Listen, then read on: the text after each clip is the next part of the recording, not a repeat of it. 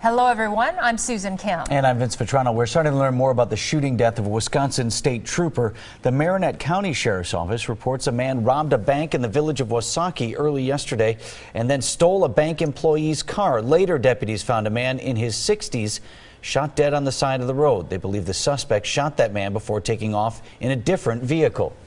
The Fond du Lac police chief is reporting that the state trooper started following a vehicle matching the suspect's description, and that's when a shootout between the two happened outside a grocery store. The trooper and suspect both killed. Their names have not yet been released by officials. The body of a fallen Wisconsin Marine is scheduled to arrive at Mitchell International this evening.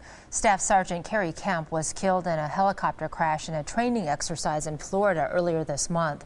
His funeral will be held in Port Washington this weekend.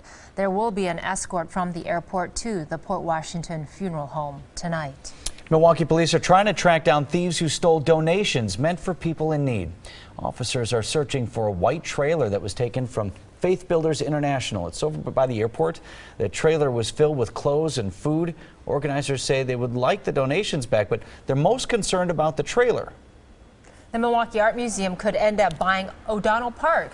JS Online is reporting that county leaders will review a new proposal that would allow the museum to eventually buy or lease the park and the parking garage. You'll remember county supervisors voted against selling it to Northwestern Mutual last year for $14 million. A special assembly happening later today at Lincoln Middle School in Kenosha. You may remember we've been talking about this story, a group of basketball players who stood up for a friend with Down syndrome. Today, local leaders and organizations, including the Milwaukee Bucks, are going to plan to help honor the boys. Well, we heard something this morning we haven't heard in months. Rain hitting your windows. Nice sound, isn't it? And it just even smelled good outside. The rain showers, the sleet, and a little bit of light snow that fell across the area has quickly moved out of the area as of 8 o'clock this morning, or I should say 7 o'clock this morning. Things are all quiet. Just some clouds and some sprinkles around. This storm system was quite large, moved rapidly, dropped about a quarter to maybe a half inch of rain across the area, just a dusting of snow in Fond du Lac, Sheboygan, and parts of Dodge County. All this is moving off to the northeast rapidly. We'll get a little bit of clearing this afternoon, but for the most part, mostly cloudy, and the big issue becomes the wind. You can see that mostly cloudy sky. That's going to be what it looks like for most of the day. 34 degrees. We are right around that freezing mark, so there could be some patchy slick spots on those county roads in the inland areas. The winds starting to pick up out of the southwest at 6 miles per hour, and that's going to become the big issue for the rest of the day. 33 right now in Shorewood, Glendale, and Tosa. 32 Greendale, 34 in South Milwaukee and Oak Creek. The winds out of the southwest now at 5 to 10, and they're just going to continue to increase throughout the morning hours and even this afternoon. Wind chills because of that wind in the mid to upper 20s across southeastern Wisconsin, and a couple of spots right around the freezing mark here in southeastern Wisconsin.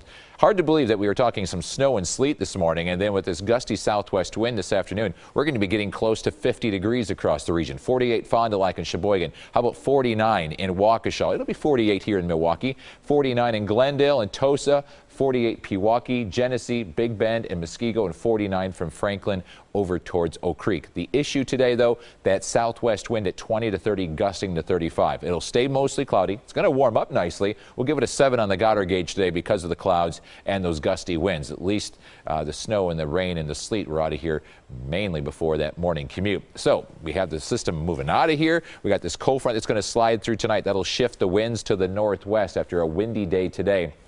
And with that northwest wind, temperatures dropping to around 30 degrees overnight tonight. For tomorrow, with this next front working its way through, we could see a few sprinkles or even a few flurries throughout the day, and maybe a dusting of snow Thursday night as the front passes on through. Then sunshine for Friday and into Saturday as high pressure moves into the region, but it will be cold, especially on Friday. Today's high, not cold, actually above normal, near 50 degrees, mostly cloudy. It's going to be windy, however, west-southwest winds at 20 to 35 miles per hour. Then for tonight, it's going to be breezy, mostly cloudy and chilly, 31 degrees with wind chills into the lower 20s. Your 7-day forecast shows that 48 today, 31 tonight, 40 tomorrow with some flurries and some sprinkles off and on throughout the day. Could see a dusting of snow in some areas Thursday night. Breezy and cold for Friday, a high of only 30 degrees. Breezy and chilly on Saturday at 38. Very windy, winds up to 40 miles per hour with some scattered rain showers on Sunday near 50. And we do start next week in the 50s. That is more like it.